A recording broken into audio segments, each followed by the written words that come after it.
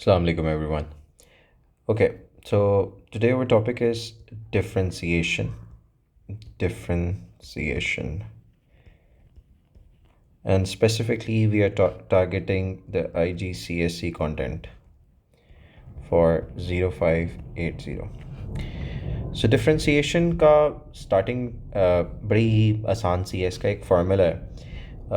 Differentiation derivative के function को आप रिप्रेजेंट करते हैं D Y over D X से. तो उसमें जो पावर का इसका फार्मूला है वो आपके पास है जी. अगर फॉर एग्जांपल मेरे पास है y is equals to x raise to the power n, ये एक जनरल फंक्शन है. तो D Y over D X इसका क्या बनेगा, n जो पावर है वो पीछे आ जाएगी, कॉफिशेंट बन जाएगी x, और इसी पावर से 1 जो है क्या हो जाएगा, माइनस हो जाएगा. ठीक है. अब यहाँ से तो आपको सही तरह समझ नहीं आएगा कि ये क्या सिनेरियो हो रहा है. मैं क्वेश्चन आपको लिख के बताता हूँ कि वो क्या करेगा. अब वो कहेगा जी derivate y is equals to x raise to the power 4. ठीक है जी. अब ये वाला हम लोग फार्मूला अप्लाई करेंगे d Y over D x वाला. तो डेरिवेट का फंक्शन क्या हो जाएगा, d Y over D x. Left side पे आपका डेरिवेट ये बन गया, y जो है d Y over D x में चेंज हो गया. अब यहाँ पावर रूल, मैंने क्या कहा था, पावर आपके पास 4 है, वो पीछे आ जाएगी 4x, और इसी पावर में से 4 माइनस 1 हो जाएगा. ठीक है. सो 4x क्यूब, ये आंसर आ जाएगा आपके पास. तो y is equals to X 4, derivative होके आपके पास आंसर आ जाएगा 4x क्यूब. नेक्स्ट चलते हैं. अब फॉर एग्जांपल मेरे पास ऑलरेडी एक कोफिशिएंट मौजूद हो, तो फिर क्या होगा, मतलब -4x raise to the power 4. अब इसको डेरिवेट करना है आपने, you need to derivate it. So derivation इसकी कैसे होगी, जो आपके पास कोफिशिएंट है दैट विल रिमेन सेम. इसको आपने नहीं छेड़ना, d Y over D x. मतलब कोफिशिएंट जो मैं कह रहा हूँ वो वाला नंबर होता है जो वेरिएबल के साथ अटैच होता है. So -4 will remain same. अब आपके पास जो ये वाला X raise to the power 4 है, इस पे डेरिवेटिव का फंक्शन हम लोग अप्लाई करेंगे, जो ये वाला हमारे पास फार्मूला था. तो मीन्स 4 पीछे आ जाएगी, आपके पास पावर मल्टीप्लाई हो जाएगी, x 4 -1. Now -4 into 4 is -16 x cube. तो ये हमारे पास सिनेरियो होता है जब हमारे पास ऑलरेडी कॉफिशेंट होता है. कॉफिशेंट कहीं पे भी नहीं जाता, वो एज इट इज़ सेम रहता है. सिर्फ और सिर्फ जो आपके पास पावर का फंक्शन होगा वो आपके पास सिंप्लीफाई हो जाता है. तो -16 एक्स क्यूब, इसमें आपके पास आंसर आ जाएगा. Now we shifting to sum and differences. Derivative of sum and difference, इनका डेरिवेटिव क्या होगा और वो कैसे लेते हैं.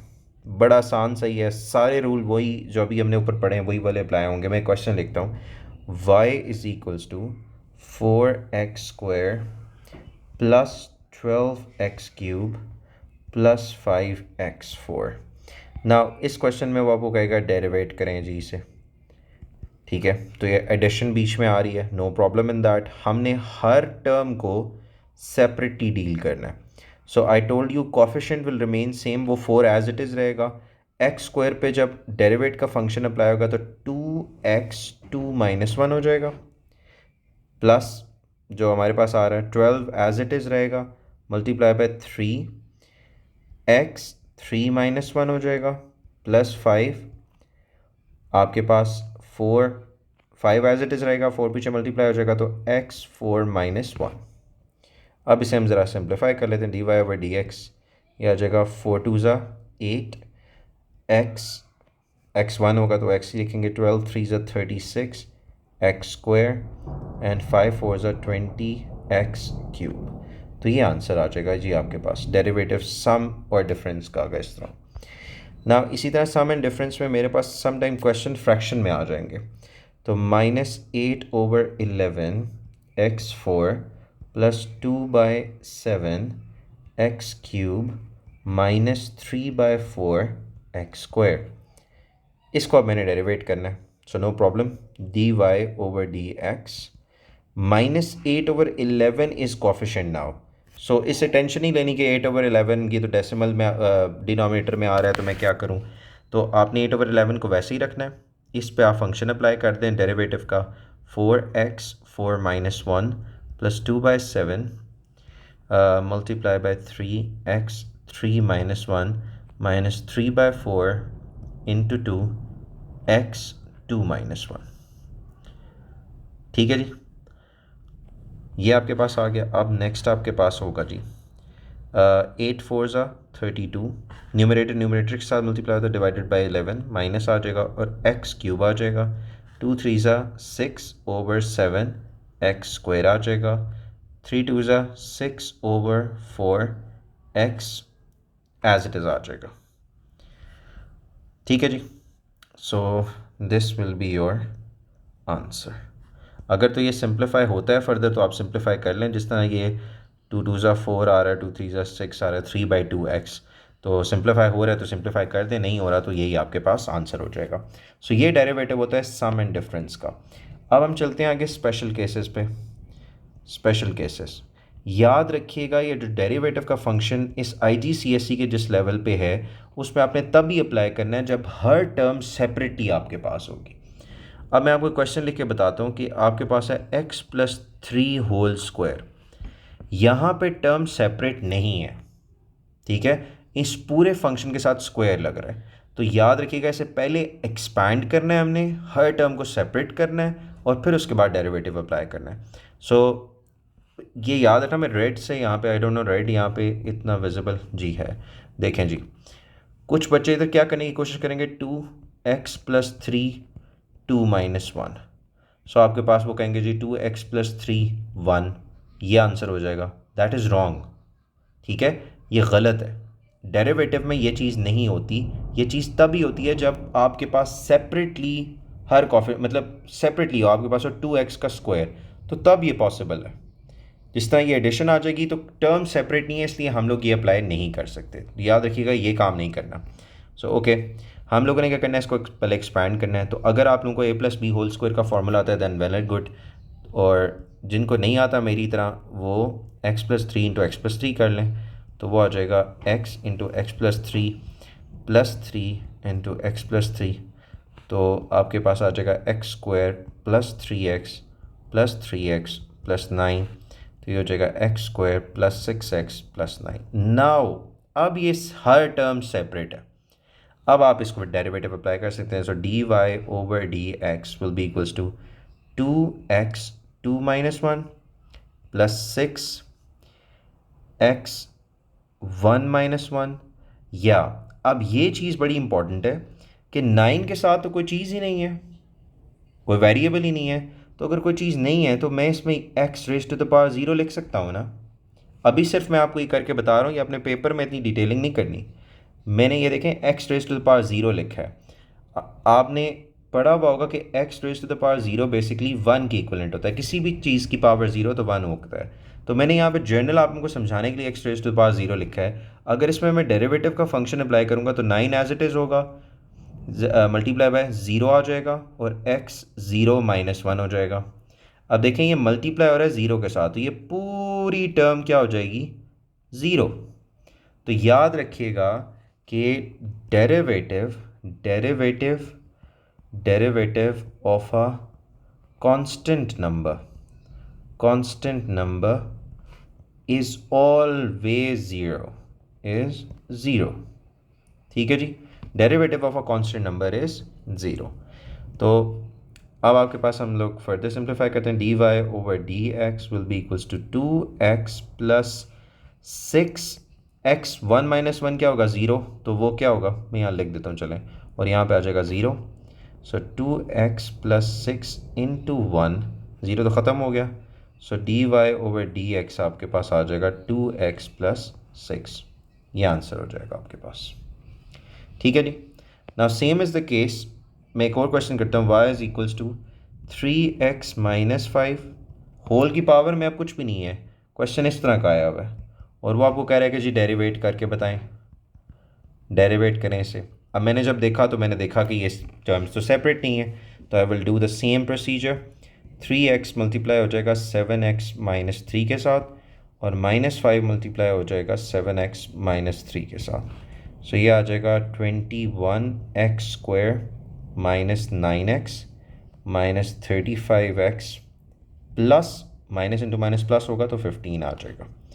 So it would be 21x square minus 44, या कोई कैलकुलेशन एरर रही तो उसे इग्नोर कर दीजिएगा, जस्ट अभी वो देखिएगा। Okay, 21x square minus 44x plus 15। अब ये अपने प्रॉपर फॉर्मेट पे कैसे डेरिवेट किया जा सके। So d Y over D x आपके पास आ जाएगा 21 into 2x 2 minus 1 minus 44 into 1 into x 1 minus 1, और ये आपके पास ज़ीरो आ जाएगा। सो हो जाएगा 21 into 2 that is 42x raise to the power 1 minus 44 x zero वो ख़त्म हो जाएगा। सो ये आपके पास आ जाएगा 42x minus 44। This is the answer, dy over dx.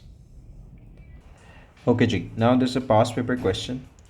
He said when y is equals to 2x raised to the power p plus qx square, dy over dx जो है उसका given है 14x6 plus 6x. Find the value of p and the value of q.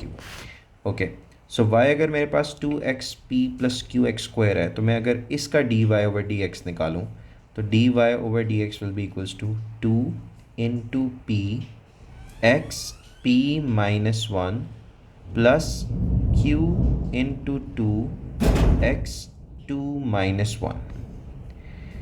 ठीक है जी। सो अब ये क्या बनेगा 2p x p minus 1 और ये बनेगा 2q x straight away 1, I am not writing 1। अब dy over dx मुझे गिवन है, that is what 14x6 plus 6x।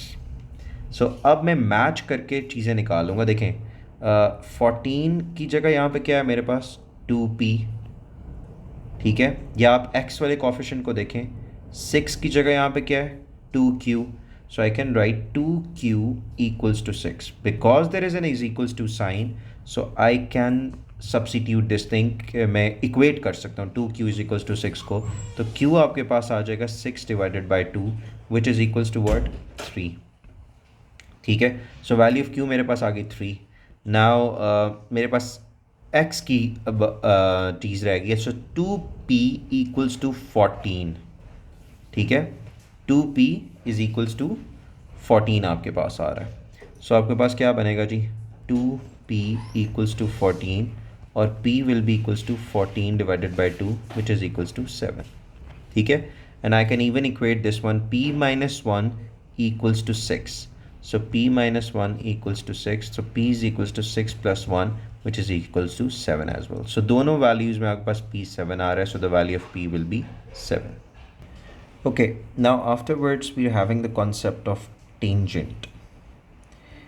Tangent का कॉन्सेप्ट पहले पढ़ेंगे, फिर उसके बाद उसका डेरिवेटिव्स का लिंकेज बताएंगे। अच्छा, टेंजेंट क्या होता है? अगर टेंजेंट की मैं जनरल डेफिनेशन लिखूं तो ये basically it's a straight line, it's a straight line touches the curve at one point। ठीक है जी, सिंपल सी डेफिनेशन है, it's a straight line touches the curve at one point. मतलब मेरे पास फॉर एग्जांपल यहाँ पे एक कर्व जा रही है यूँ करके, तो अब मेरे पास एक लाइन है जो सिर्फ इस पॉइंट को टच करती हुई जाएगी। Like if I am having the line like this, ये जो मैंने ड्रॉ की है, this line is called tangent to this curve. ठीक है, अब कर्व आपकी इस तरह की भी हो सकती है, तो फॉर एग्जांपल ये वाला पॉइंट है, तो आपकी जो ये लाइन बनेगी, सॉरी बहुत ही गलत मैंने बना दी है, ये आपकी लाइन ऑलमोस्ट लाइक इस तरह बनेगी, it should touch at this point only. तो ये आपके पास क्या कहलाएगी जी, line, this is line is called as tangent to the curve. ठीक है जी, ओके। सो अब अगर ये स्ट्रेट लाइन है तो इस लाइन का ग्रेडियंट हम लोग निकाल सकते हैं। ठीक है, because if you are having a straight line and a straight oblique line जिसको आप अपनी लैंग्वेज में डायगोनल लाइन, ये डायगोनल लाइन से कहते हैं, ये ऑब्लीक लाइन होती है, तो उसका टेंजेंट ग्रेडियंट निकाला जा सकता है। ठीक है, सो वो ग्रेडियंट अब हम लोग निकालेंगे, और सबसे पहले तो जनरल हम देखेंगे कि जो हम लोग ग्राफ्स के चैप्टर में पढ़ चुके हैं, ग्राफ्स के चैप्टर में हमारा ये सिनेरियो था कि उसमें हम एस्टिमेट करते थे ग्रेडियंट।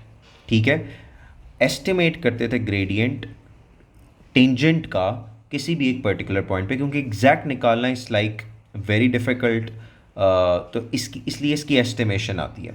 अगर ये आप क्वेश्चन रीड करें तो इसमें वो कह रहा है plot part of the graph of this one is shown, ये यहाँ पे लिखा हुआ है, use the diagram below to estimate, देखें, to estimate the gradient of the graph when x is equals to 1।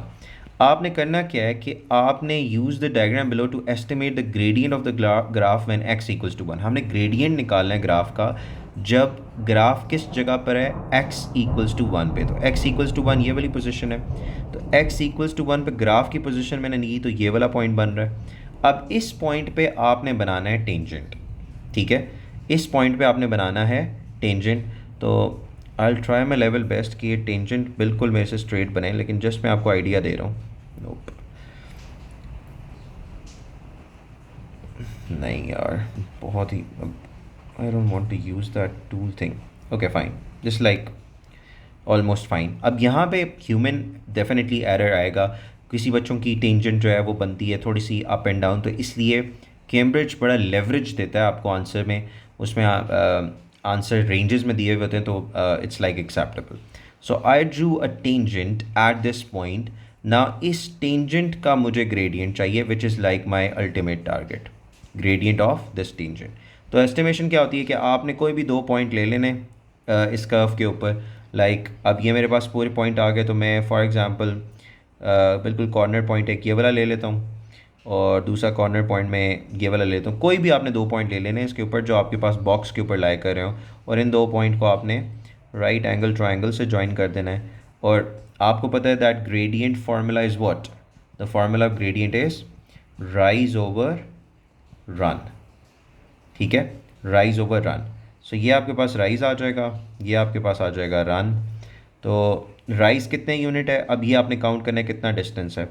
Her small box मेरे ख्याल से 0.2 को रिप्रेजेंट कर रहा है, so 0.2, 0.4 and then 1.4। 1.4 is rise and run आपके पास भी 0.2 को कर रहा है, सो 4 ब्लॉक्स आ गए, तो आपके पास आ जाएगा 0.8। तो the line is also going upwards, तो ये ऊपर की तरफ जा रही है, तो जो भी आपके पास आंसर आएगा इसमें पॉजिटिव आपके पास आंसर आ जाएगा। That is basically the gradient at point, आप लिख सकते हैं gradient at x equals to -1। ठीक है जी। अच्छा, अब ये इतना बड़ा क्वेश्चन, मतलब एस्टिमेशन करने और आंसर भी हमारा मतलब एस्टिमेटेड आंसर आ रहा है, एग्जैक्ट आंसर नहीं आ रहा। इस चीज़ को हमें हेल्प आउट कराएगा डेरिवेटिव। तो डेरिवेटिव यहाँ पे बड़ी इंपॉर्टेंट चीज़ लेकर आएगा जी, कि वो आपको किसी भी पॉइंट पे, मतलब कर्व के किसी भी पॉइंट पे उसका ग्रेडियंट बता सकता है कि क्या ग्रेडियंट जा रहा है। यहाँ तो भी मैंने प्रॉपर टेंजेंट की लाइन लगाई, टेंजेंट की लाइन लगा के उसका ग्रेडियंट राइज ओवर लाइन निकाला, लेकिन आपके पास डेरिवेटिव क्या करेगा, कोई डायग्राम बनाने की ज़रूरत नहीं है, कुछ भी नहीं है, आपको सीधा सीधा वो डायरेक्ट आंसर देगा। मैं एक क्वेश्चन लिखता हूँ, find the gradient of the curve y is equals to 3x cube plus 2x square at x equals to 3। ठीक है जी। अब उसने कर्व की इक्वेशन दे दी और उसने कहा x3 पे आप ग्रेडियंट निकालें। अब अगर मैं ग्राफ के थ्रू करता तो इस पहले कर्व को प्लॉट करता, फिर x3 में टेंजेंट लगाता और उसके बाद एस्टिमेट करता। डेरिवेटिव हमें क्या हेल्प आउट करेंगे, डेरिवेटिव आपको कहता है, एक बात ये चीज़ याद रखना, d Y over D x is basically is equals to gradient. ये बहुत बड़ी चीज़ है जी, d Y over D x किस चीज़ के इक्वल है, ग्रेडियंट के, एम के इक्वल है। सो आप देखें जी क्या होगा, और मज़े की बात इसमें एस्टिमेशन भी नहीं, इसमें एग्जैक्ट वैल्यू आएगी। सो आपने D Y over D X निकाल लिया इस फंक्शन का, D Y over D X क्या निकलेगा, 3x² सॉरी, इसमें हम लोगों के पास निकलेगा जी 9x² plus 4x that's it, this is dy over dx and I told you that this is gradient m, तो मैं dy dx की बजाय ओवर dx की बजाय m लिखूंगा, m is equals to 9x² plus 4x। अब किस point पे निकालनी है जी?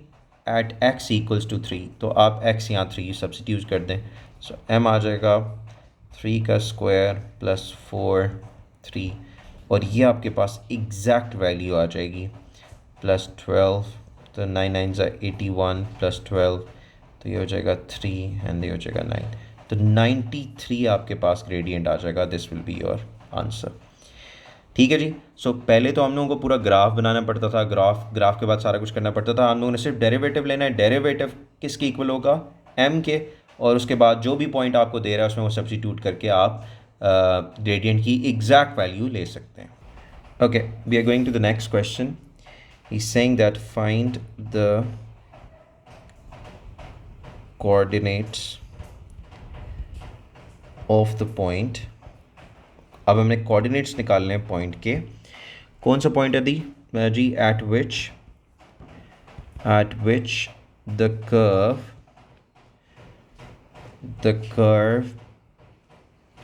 y is equals to 2x cube plus 3x square has gradient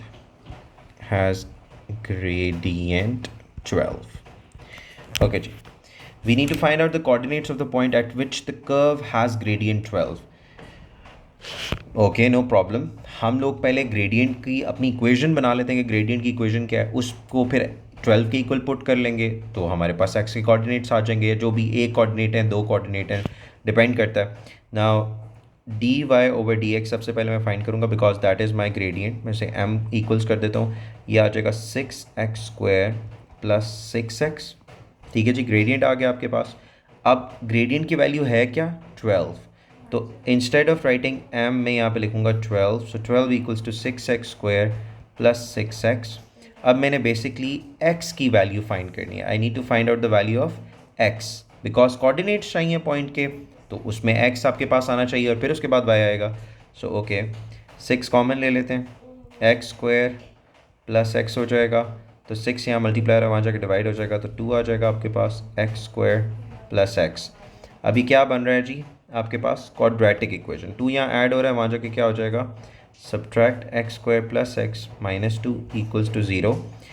ये आपके पास आ जाएगा -2 है, तो can be like mid term break this thing, x² plus 2x minus x minus 2, तो ये आ जाएगा आपके पास x plus 2 minus 1 x plus 2, तो ये आ जाएगा x plus 2 and x minus 1 equals to 0। अच्छा, अब हम लोग क्या कहेंगे? Either x plus 2 equals to 0 और x माइनस 1 इक्वल्स टू 0। तो x प्लस 2 इक्वल्स टू 0 और x माइनस 1 इक्वल्स टू 0, तो x आ जाएगा -2 और यहाँ आ जाएगा x 1। तो x की दो वैल्यू आई, लेकिन उसने कहा है हमें कोऑर्डिनेट्स चाहिए, मतलब मुझे प्रॉपर x और y के कोऑर्डिनेट चाहिए, चाहे वो एक पॉइंट हो या दो पॉइंट हो जिस पे ये ग्रेडियंट एग्जिस्ट कर रहा हो 12। So I got the value of x। मैं इक्वेशन को दोबारा लिखता हूँ। मेरे पास मेन इक्वेशन क्या थी? y is equals to 2x³ plus 3x²। तो अब कोऑर्डिनेट चाहिए, तो x माइनस 2 आ गया, मैं प्लग इन कर देता हूँ अपनी इक्वेशन में to get the respective y coordinate. y -2³ plus 3 -2 का स्क्वायर, तो ये आ जाएगा 2, -2 का क्यूब होगा -8 प्लस 3, ये आ जाएगा आपके पास 4, -16 plus 12, so you will gate -4 here. मतलब जो एक कोऑर्डिनेट आएगा जिस पे ये ग्रेडियंट होगा वो होगा -2 एंड -4 पे। Now for the next coordinate यही आपने करना है, y इज इक्वल्स टू 2 1 का cube plus 3 1 square, so that one would be 2 plus 3 which is equals to 5। so दूसरा जो कोऑर्डिनेट आएगा वो आपके पास क्या आएगा जी? 1 एंड 5। इन दो कोऑर्डिनेट्स पे जो ग्रेडियंट होगा वो क्या होगा जी? कितना था? 12। Now the next topic is, इसी में डेरिवेटिव हमारे पास आएगा। चूँकि अब जो आपको हमें पता है कि जो टेंजेंट है, tangent is a straight line, straight line, तो इसकी इक्वेशन भी हम लोग निकाल सकते हैं। We can easily find out its equation. और स्ट्रेट लाइन की इक्वेशन का जनरल फॉर्मेट क्या होता है? Y is equals to m x plus c. तो अब इस तरह के हमारे पास क्वेश्चन आएंगे कि he will ask us to find the equation of the tangent. So अभी मेरे पास एक क्वेश्चन आया जी, he said that we are having a curve y is equals to 3x cube minus 2x plus 1। हमने निकालनी है जी, we need to find out the equation of the tangent of this curve. किस point पे? At point with x coordinate, जिसका x coordinate क्या है? 1.5। We need to find the equation of tangent जिसका डेटा ऊपर गिवन है। Equation of tangent इस curve के ऊपर, और किस पॉइंट पे जी? x equals to 1.5। ओके जी। सो सबसे पहले बात है कि x equals to 1, equation of the tangent find करनी है, तो मेरे पास y equals to m x plus c होती है इक्वेशन की का general format. Definitely tangent is a straight line, तो इसके लिए मैं क्या करूँगा? If I am having x as 1.5, I will find out its respective y value, क्योंकि वो भी इंपॉर्टेंट होगी। तो y is equals to 3x की जगह 1.5 सब्सिट्यूट करूँगा, स्क्वायर माइनस 2 1.5 प्लस 1। सो इसको मैं कैलकुलेटर पर सॉल्व कर रहा हूँ। 1.5 स्क्वायर माइनस 2 1.5 प्लस 1, तो ये आपके पास आ रही है 4.75। तो y आपके पास आ जाएगा 4.75। ठीक है जी। तो मेरे पास 1.5 एंड जो पॉइंट पूरा बनेगा वो बनेगा 4.75। ये पूरे x और y कोऑर्डिनेट आ गए। ओके, नाउ ये पॉइंट आ गया मेरे पास जिससे इक्वेशन टेंजेंट जो है गुजरेगा। ठीक है, अगर फॉर एग्जांपल ये कर्व जा रही थी, तो ये जो अगर पॉइंट है तो इस पॉइंट से टेंजेंट गुजरेगा, और इस पॉइंट के कोऑर्डिनेट 1.5 4.75 आ गए। ये अभी फ़िलहाल मेरे पास इंफॉर्मेशन आई है। Okay, now the next is m is very important for the equation of the tangent. तो m कैसे फाइंड करेंगे? dy ओवर dx से। वो मुझे पता है कि वो क्या है, m, and dy over dx क्या होगा जी? मेन हमारे पास इक्वेशन का 6x माइनस 2, इसका मैं डेरिवेटिव निकाल रहा हूँ। तो 6x माइनस 2, मेरे पास x कोऑर्डिनेट है 1.5, तो 6 इंटू 1.5 माइनस 2, तो ये आपके पास आ जाएगा जी 9 minus 2 which is equals to 7। ठीक है जी। सो आपके पास ग्रेडियंट आ गया जी 7। अब आपने ज़रा इक्वेशन में प्लग इन करना है। You are having y is equals to 7x plus C.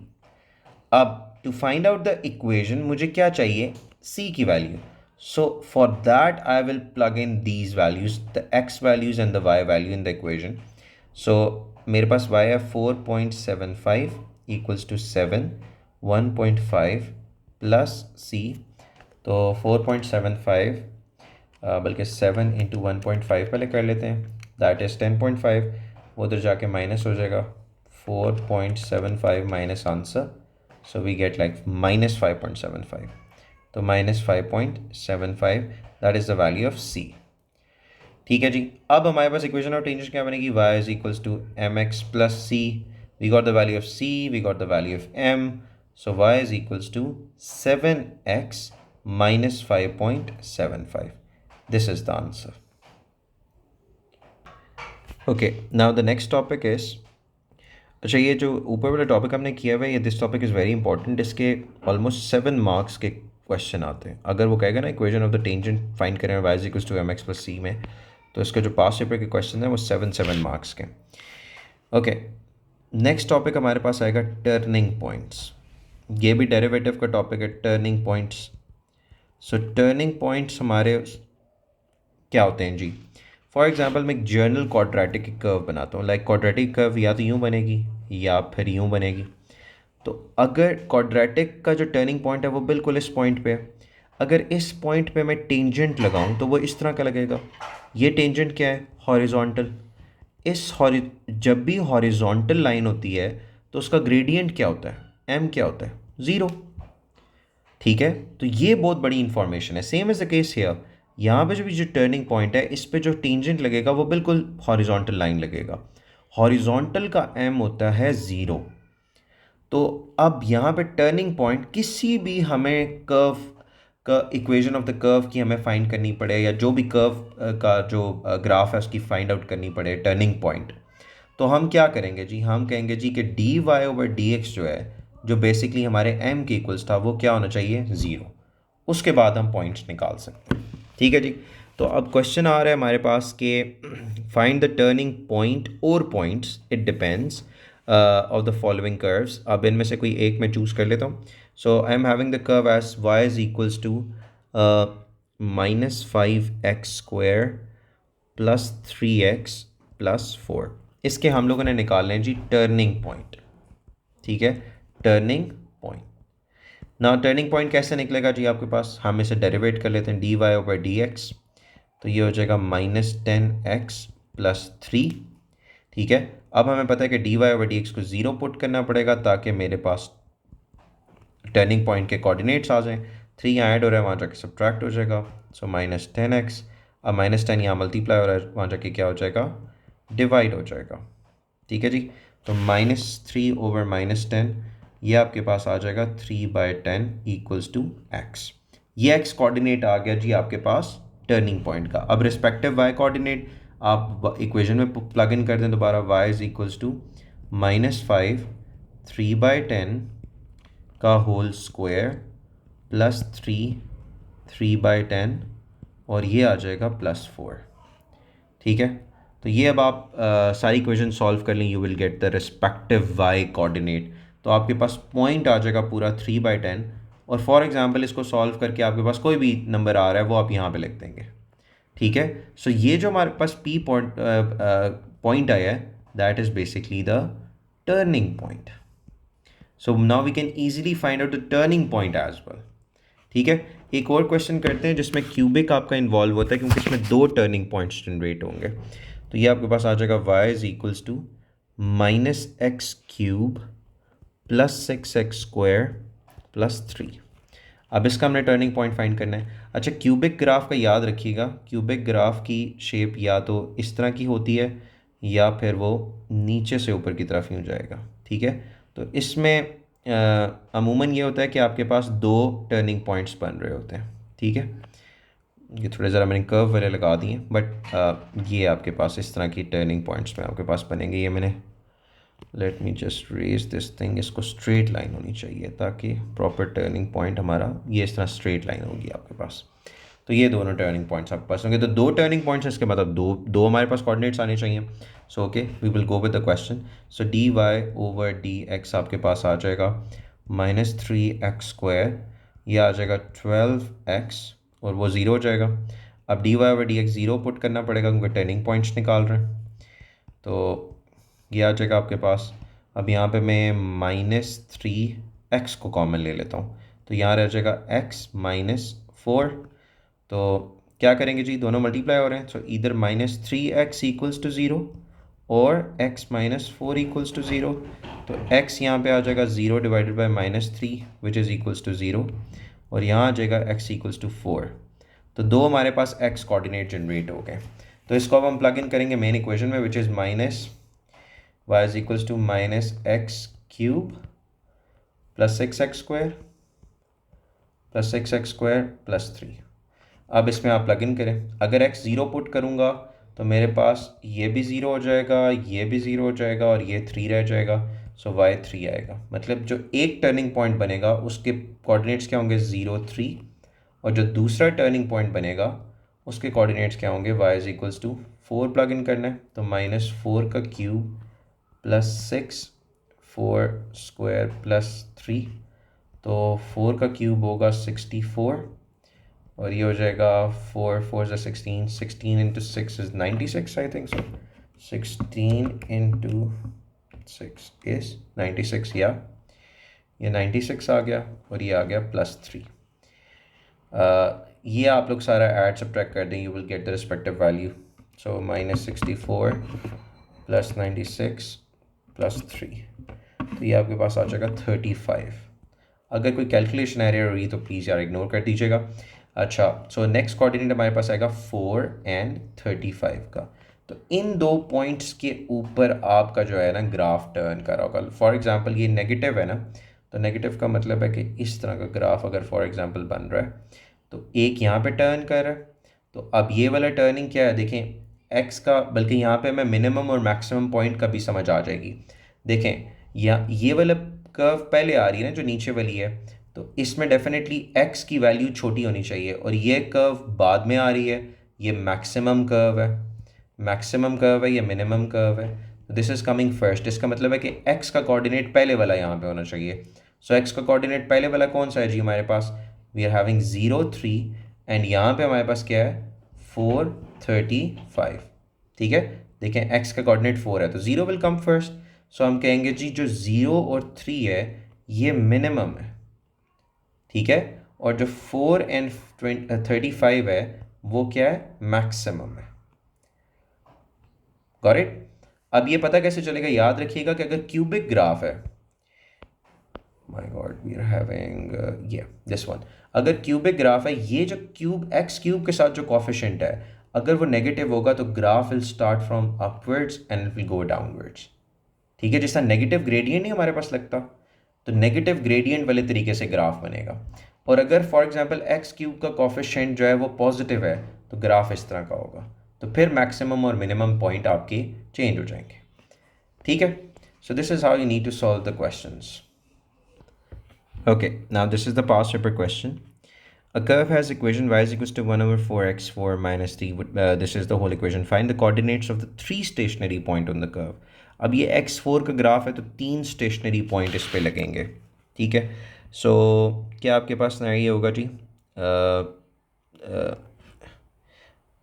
D Y over D x हम निकाल लेते हैं। D Y over D x will be equals to 1/4, ये कॉफिशेंट रहेगा, into 4x³ minus 9x² plus 18x।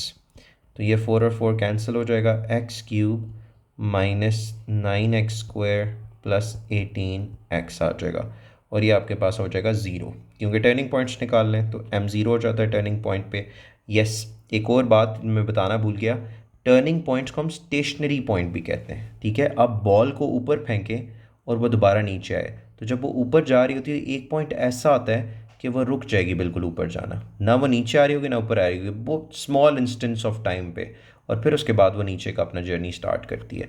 So it means that at this small very small fraction of second ball क्या हो जाएगी, stationery, rest पे आ जाएगी। तो इस point को हम क्या कहते हैं, स्टेशनरी पॉइंट भी कहते हैं, टर्निंग पॉइंट को स्टेशनरी पॉइंट भी कहते हैं। So x³ minus sign it, okay.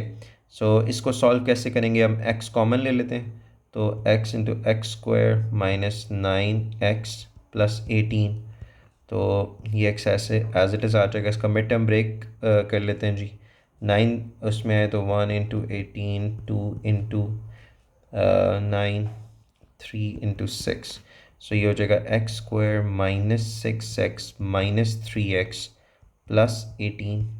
तो ये आ जाएगा आपके पास x आप कॉमन ले लेंगे तो it would be x minus 6, और यहाँ माइनस 3 कॉमन ले लेंगे तो x माइनस 6, तो ये आ जाएगा x minus 6 into x minus 3।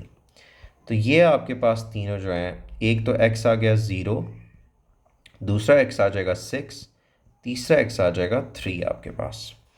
अब इन तीनों को आपने प्लग इन करने हैं इक्वेशन में 1 by 1 to get the value.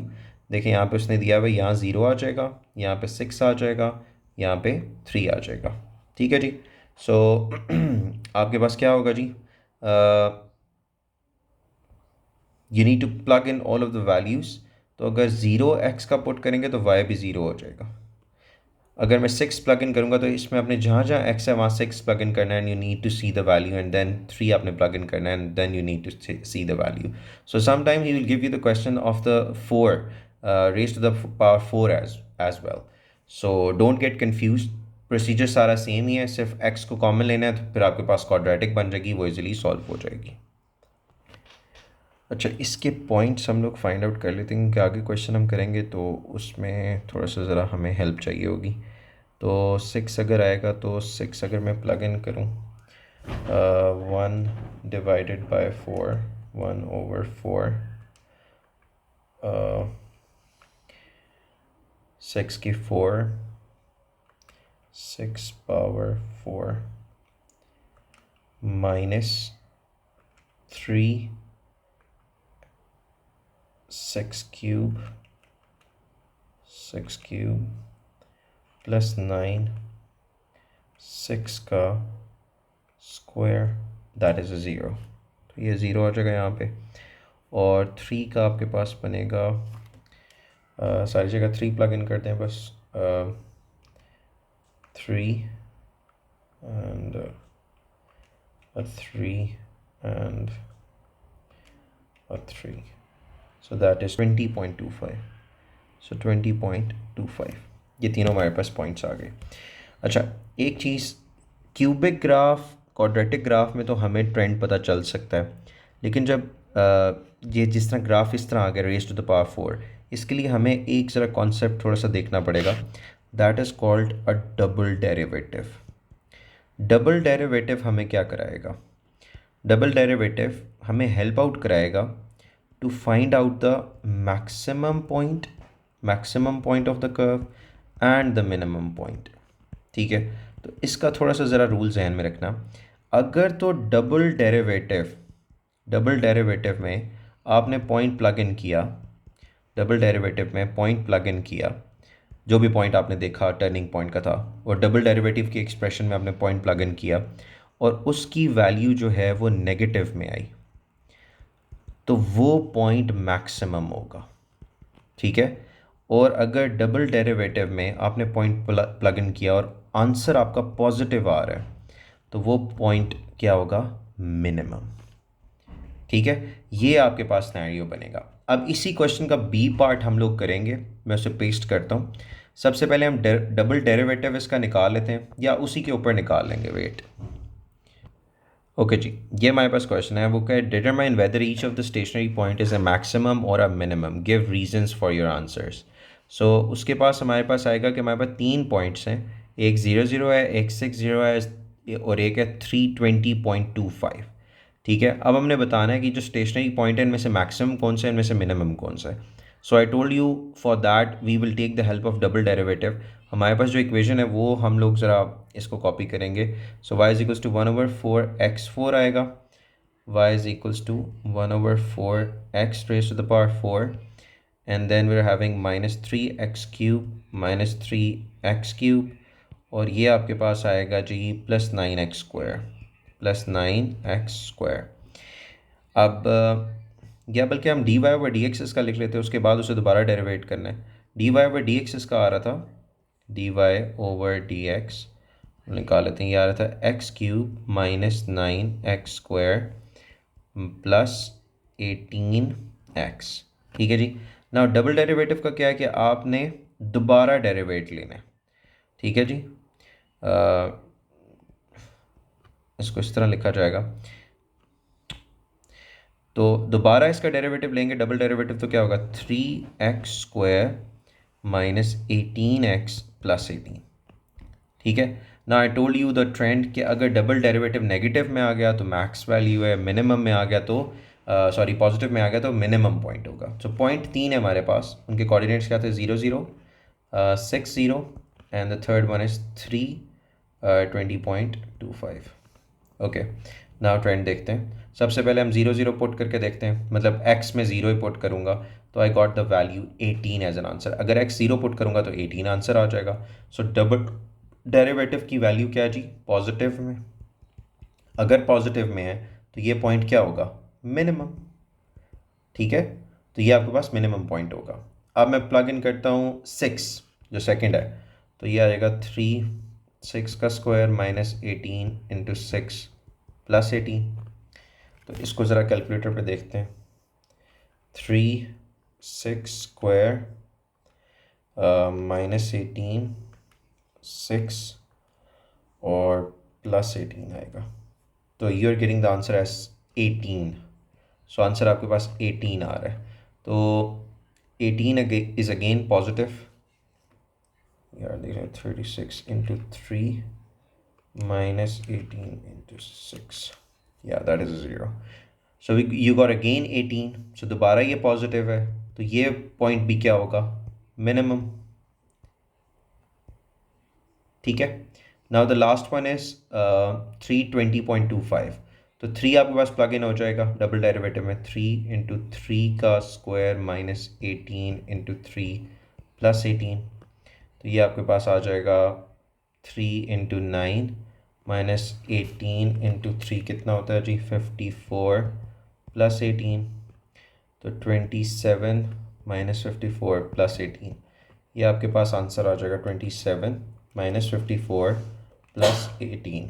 So that is -9।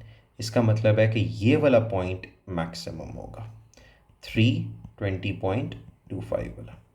So this is how we can check that which point is maximum, which point is minimum.